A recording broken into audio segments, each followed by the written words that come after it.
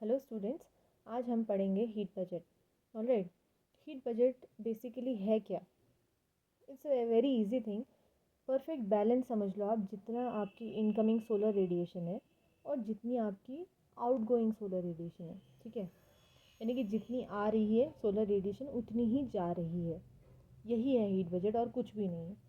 आप इसको थोड़ा सा अगर एक्सप्लेन करेंगे कि कितनी आती है, कैसे यूटिलाइज़ होती है और कैसे वो वापस स्पेस में चली जाती है, तो यही हम इसमें डिस्कस करेंगे। ठीक है, तो आपने कभी सोचा होगा कि जो एवरेज एनुअल टेम्परेचर है ना अर्थ का, हम कहते हैं कि 15 डिग्रीज़ है। कैसे होता है वो, कैसे सेम क्यों रहता है?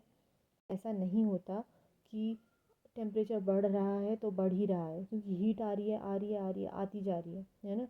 लेकिन फिर भी एक कांस्टेंट टेम्परेचर बना हुआ है ना। कंटिन्यूसली आप किसी चीज़ को गर्म करोगे तो क्या होगा कि उसका टेम्परेचर बढ़ता जाएगा, है ना। ऐसा हमारी अर्थ के साथ क्यों नहीं होता?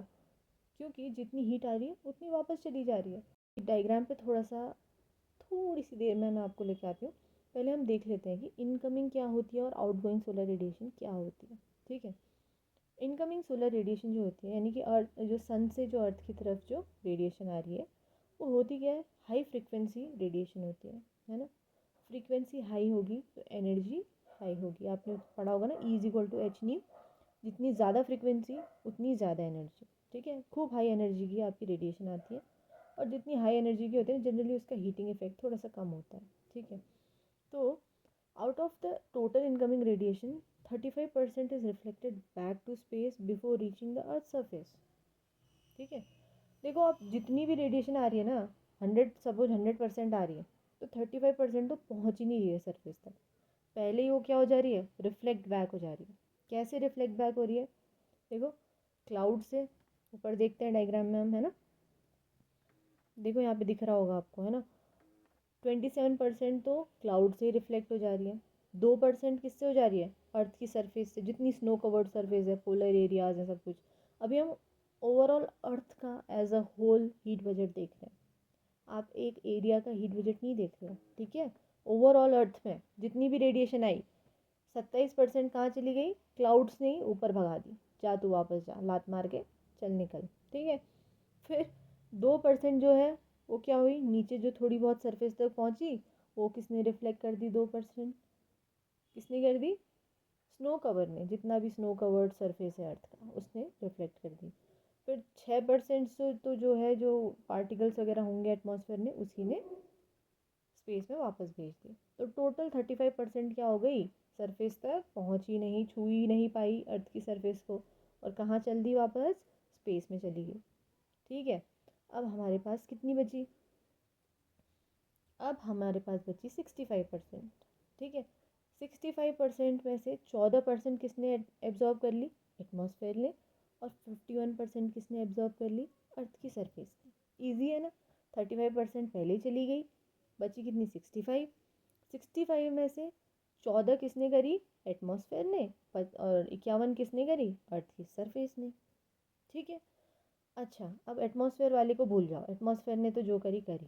ठीक है, और 51% जो अर्थ सरफेस ने करी, उसमें से भी 17% कहाँ चली गई? वापस डायरेक्टली स्पेस में चली गई, यानी कि उसकी सरफेस से स्ट्राइक हो गई, वो वापस चली गई। ठीक है, जैसे जितनी एब्जॉर्ब करी फिर वो एमिट भी करेगा ना उसके बाद। ठीक है, यूटिलाइज होने के बाद उसे एमिट करेगा।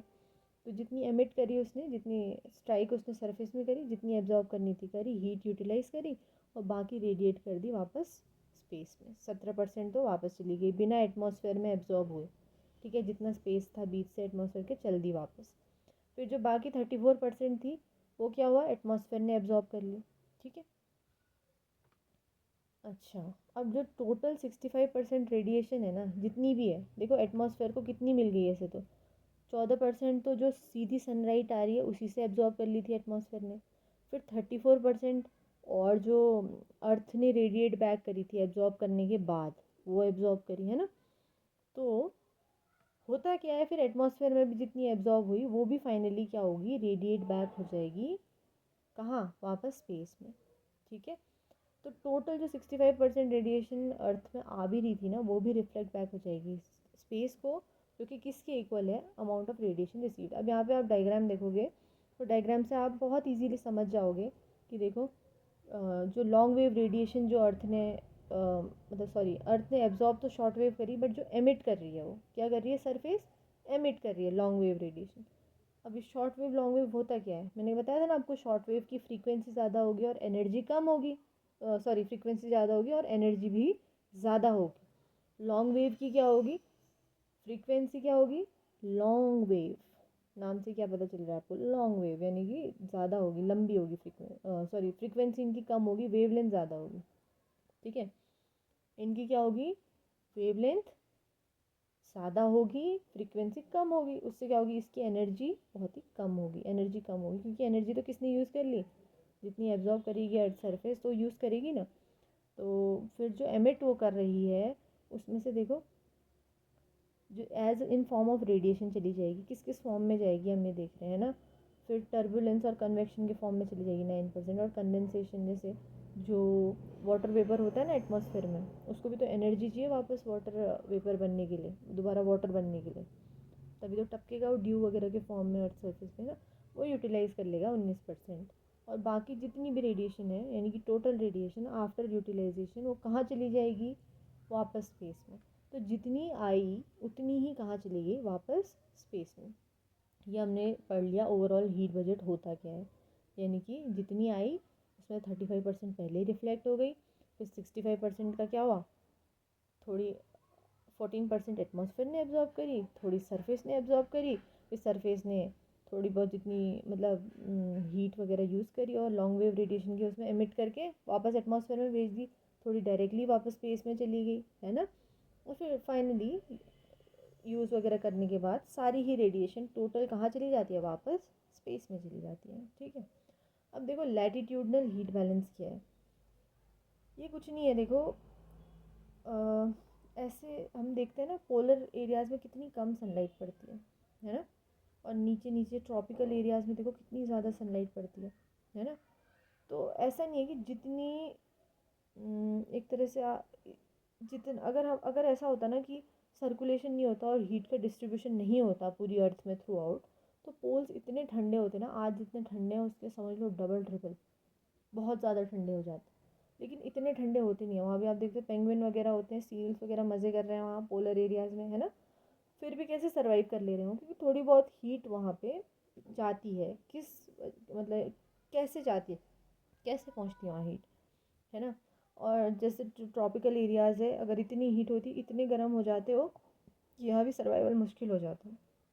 ठीक है, तो दो दो वेज में आप समझ लो, एक तो एटमॉस्फेयर हो गया विंड सर्कुलेशन के थ्रू, और दूसरा ओशंस, है ना। तो ये किस तरह का काम करते हैं, देखो जायंट थर्मल इंजन्स, कितना बढ़िया नाम दिया है इसको, थर्मल इंजन्स, यानी कि हीट को आप रेगुलेट करते हैं, है ना। Excess heat from tropic towards poles, है ना, जो बहुत ज़्यादा हीट होती है उससे एक तरह से हीट विंड मूव करेगी तो कहाँ को ले जाएगी, पोल्स की तरफ ले जाएगी, है ना। ओशंस मूव करेंगे वेव्स के थ्रू, तो वो कहाँ जाएंगे, हीट को लेके हीट डिस्ट्रीब्यूट करेंगे कहाँ, पोलर एरियाज़ में। इस तरह से बना रहता है क्या, latitudinal heat balance. So thank you, आज का लेक्चर इतना ही रखते हैं। ठीक है, आई होप आपको वीडियो पसंद आया होगा। So thank you.